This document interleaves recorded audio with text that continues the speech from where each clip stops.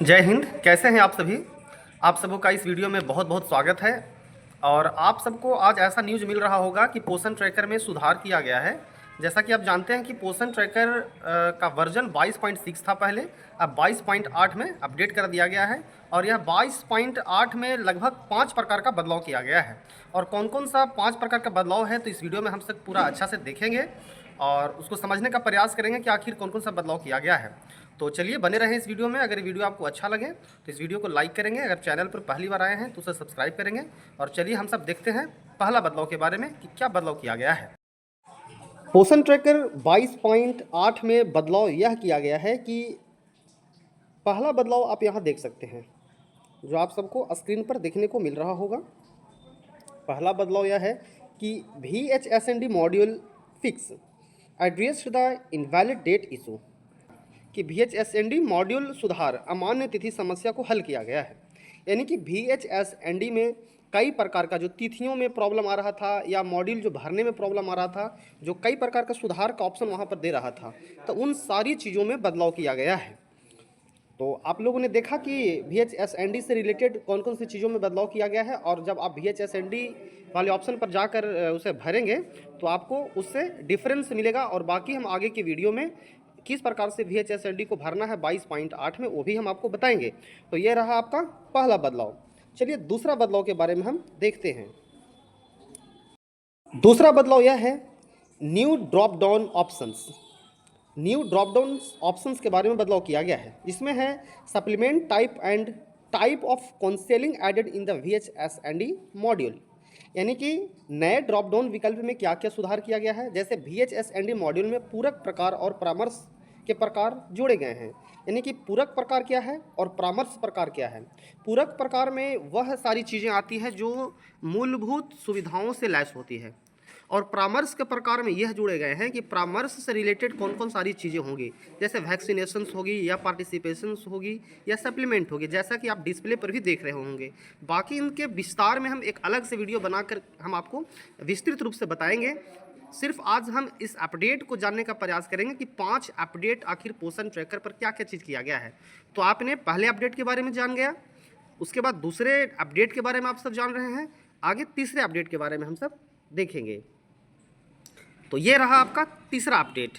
तीसरा अपडेट में बताया गया कि FRS मॉड्यूल सपोर्ट के बारे में बताया गया है। Now available for 2G and 3G devices. यानी कि FRS मॉड्यूल का समर्थन अब कौन कौन से डिवाइस में होगा उसके बारे में हम आपको बताने वाले हैं। अब 2G और 3G उपकरण के लिए उपलब्ध है। जैसे पहले 2G और 3G मोबाइल ज़्यादातर पैमाने पर चलते थे, अब 4G और 5G का ज़माना आ गया है। लेकिन अब इस चीज़ को बदलाव कर दिया गया है। पिछले वीडियो में आप सब देखे होंगे कि FRS सिस्टम को जब लागू किया गया है तो आज के ज़माने में 4G और 5G मोबाइल में सपोर्ट कर रहे हैं। लेकिन यही 22.8 में बदलाव किया गया है, जो FRS मॉड्यूल सिस्टम को अब पुराने मोबाइलों में भी सपोर्ट करेगा। जो 2G और 3G का मोबाइल है उसमें भी अब सपोर्ट करेगा। तो आपने देखा तीसरा क्या क्या चीज़ सुधार किया गया है। अब हम चौथे सुधार के बारे में देखेंगे। यह रहा आपके चौथा सुधार। चौथा सुधार इन्हांस्ड THR डिस्ट्रीब्यूशन प्रोसेस। यानी कि THR डिस्ट्रीब्यूशन से रिलेटेड क्या क्या प्रक्रिया है। कहता है कि if a child's Aadhaar is verified, the parents and guardians photo capture and eKYC are now mandatory. इसका मतलब है कि सुधारित THR वितरण प्रक्रिया। यदि बच्चे का आधार सत्यापित है तो माता पिता अभिभावक की फ़ोटो कैप्चर और eKYC अब अनिवार्य है। इससे पहले आप eKYC वाले अपडेशन वाले वीडियो में आपने देखे होंगे कि पहले जो भी लाभार्थी जुड़े हुए होते थे तो उन सभी लाभार्थी का eKYC करना होता था। अब बच्चे का आधार कार्ड वाली जो लाभार्थी होंगे, यानी कि जो भी लाभार्थी में बच्चे की लाभार्थी में उनका आधार कार्ड अगर ऐड हो गया है तो उनके अभिभावक और माता पिता किन्हीं का KYC करना अब अनिवार्य हो गया है। जैसा कि आप पहले देखे होंगे कि गर्भवती महिला, धात्री महिला, किशोरी, इन सभी का आधार कार्ड जो होता था वो अपना ही स्वयं दिया हुआ होता था, तो उनका KYC करना अनिवार्य हो गया था। लेकिन बच्चों का KYC लगभग ना हो रहा था। लेकिन अब इसी चीज़ को मैंडेटरी यानी कि अति आवश्यक कर दिया गया है कि जो बच्चों भी जुड़े हुए हैं उनका अगर अपना आधार कार्ड डाला जा चुका है तो उनका भी KYC करना अनिवार्य हो गया है। तो अनिवार्यता के आधार पर अब पिता और माता को यानी कि अभिभावक को भी उसके आधार पर अब KYC कर सकते हैं। तो ये रहा आपका चौथा बदलाव। अब हम अंतिम और पांचवें बदलाव के बारे में देखेंगे कि आखिर पोषण ट्रैकर में क्या बदलाव हुआ है। ये रहा आपका पांचवा बदलाव, UI improvements various fix for a smoother user experience.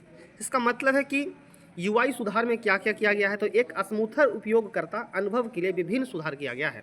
तो जैसा कि आप डिस्प्ले पर इस प्रोफाइल को देख रहे होंगे, तो यही पोषण ट्रैकर का प्रोफाइल है जिस पर आपको अन्य प्रकार का सुधार किया गया है, जो स्मूथर उपयोगकर्ता के अनुभव के लिए। तो बाकी आगे चलकर अनेक टॉपिक पर हम बारी बारी से इस वीडियो को बनाएंगे, क्योंकि यह तो एक इंस्ट्रक्शन और इन्फॉर्मेटिव वीडियो के आधार पर इस सूचना को हम आपको प्रोवाइड कर रहे हैं। तो यही आपका महत्वपूर्ण 5 बदलाव पोषण ट्रैकर पर किया गया है, जो आप लोगों ने ध्यानपूर्वक देखा, और यही बदलाव को अब हम सब बारी बारी से नेक्स्ट वीडियो में एक एक करके हम वीडियो बनाएंगे और काम के बारे में भी बताएंगे कि इस बदलाव पर अब हम किस प्रकार से काम को करेंगे।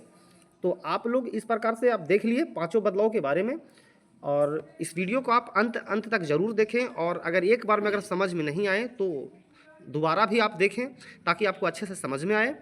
और फिर भी अगर आपको नहीं समझ में आता है तो इस वीडियो के माध्यम से आप कमेंट करें, कमेंट में हम उनका रिप्लाई भी करेंगे। और अगर वीडियो आपके लिए अगर अच्छा लगा होगा, आपके लिए या उपयोगी साबित हुआ होगा, तो आप इस वीडियो को ज़रूर से ज़रूर शेयर करें और लाइक करें और कमेंट करें। अगर इस चैनल पर पहली बार हैं तो आप इस चैनल को ज़रूर सब्सक्राइब करें, क्योंकि हम आपके लिए इसी प्रकार का वीडियो लेते आते रहते हैं, और भी आगे चलकर और भी बेहतर वीडियो आपके लिए लाते रहेंगे। तो सब्सक्राइब करना ना भूलें। धन्यवाद।